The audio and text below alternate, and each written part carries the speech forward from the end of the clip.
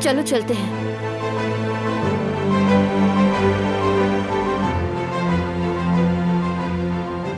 तुम जरा 2 मिनट रुको यहाँ।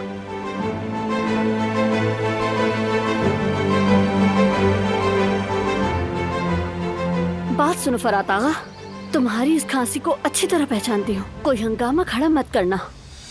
क्यों? क्या उससे डर लग रहा है? वैसे शक्ल से डरपोक लगता है। वो बहुत शरीफ इंसान है, तुम्हारी तरह बेहुदा नहीं। अच्छा, अब बुज़दिली का नाम शराफत हो गया है। जो भी हो, देखो मैं आखिरी बार कह रही हूँ, फरात तुम मुझसे दूर रहो। अच्छा बस, जो दिल चाहे करो। तुम्हारा नसीब तो मिल गया है